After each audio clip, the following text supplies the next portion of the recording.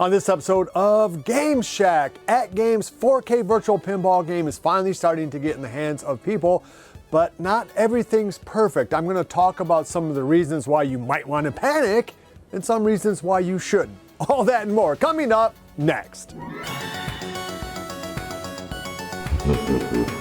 Hey everybody, welcome on back into the Game Shack. I'm your host JDV for Evil Genius Entertainment. Thank you for stopping by. Please give us a thumbs up if you dig this kind of content. Subscribe if you haven't already. And if you have subscribed, hit that notification bell so you know when videos like this come out. All right, well, we're almost at the end of January, and as you guys know, I've declared January the unofficial pinball month here in the Shack. My next video is going to talk about some revolutionary new technology that might aid virtual pinball in the years to come, as well as a couple of cheap tricks that you can do to make your pinball game look even better. So look for that in the next episode. But this episode, I felt like I had to comment because there's some reviews have come out now where some people are starting to get their hands on that 4K ALP from AtGames, and there's a lot of things that might be wrong with that. So what I want to do now is I'm going to read verbatim this letter that someone sent me. One of you guys sent me this letter who already has this machine. So I'm going to read that letter, and then I'm going to talk about each little aspect of it and tell you whether or not you should panic, or if this is just growing pains and something you should expect. All right, so I'm just going to read this email that I got yesterday kind of verbatim, and then I'm going to break it down, and of course you guys tell me what you think about it. Okay, here we go. Got my ADDAMS 4K family today, came home, saw the boxes in front of the door. Everyone got excited. Opening the boxes, I was surprised to find no unboxing materials at all, just a little booklet with a QR code that didn't even take you to the right page. I ended up searching for an unboxing video on Google and found the right one on YouTube. Then, when unboxing the main cabinet, I noticed the bottom of the box had some impact damage and was saddened to see that there was damage to the bottom edge of the cabinet. Assembly was fine, 5 to 6 downloaded updates later, and we were up and running. But the login into my AtGames account was glitchy and took 3 times for it to work. Just like the reviewer before me, we noticed that the solenoids for the flippers were way too loud, and I had to turn them off, which is a shame. I also noticed the lag on ADDAMS Family and was so saddened. I hope that some of this will be resolved with updates, but hardware issues are hardware issues, and I am debating whether or not to file a damage claim because I already am anticipating the headache. I was really excited, and this was my first product from AtGames, but now after having it for a few hours, it makes me sad to look at. So yeah, that's not a great first impression, right? All right, so check out this picture that he also sent of the damage done to his machine. Again, I can't blast AtGames for this because this could have happened at any point after it left the factory. I will only say this, that it doesn't look good when you pay $1,300 and that's the level of damage that you get. What's harder to dismiss or sweep under the rug, though, are a couple of things. One, he talks about difficulty signing on. He had to do it 3 times. Shouldn't ought to do that. I mean, AtGames, you got to get that nailed down. It's one of the things that, again, the Arcade 1-Up does really well is you sign on and boom, you're on their service. It is much, much easier, in my experience, to get on and put your high score on, for instance, with Arcade 1-Up than it is for AtGames.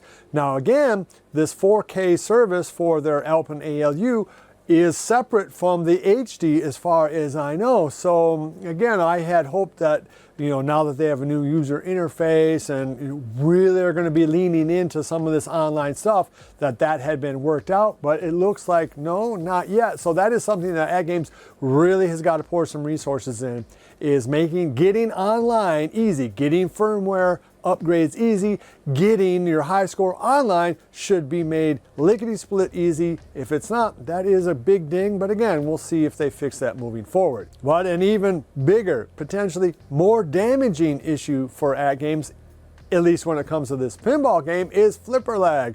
Simply put, flipper lag sucks. Nobody wants to have flipper lag. It is a really negative thing, particularly when you have loud solenoids that are instantly popping off when you hit the button, and then you have a noticeable delay after that. In other words, the delay that you might have had on your ALP HD wasn't as noticeable because you probably didn't have solenoids firing off unless you installed them yourself. Now apparently this is only happening to Zen games, not for Magic Pixel games, and I suspect the reason for that is because the Magic Pixel games were developed specifically for the AtGames products, whereas the Zen games were developed first and then kind of shoehorned in onto the ALP 4K. Which to me means that Zen is going to have to go back in and get into that code and figure out why there is such a delay, because clearly it is something to do on Zen's and not necessarily with the AtGames hardware, because if other pinball games are playing without delay,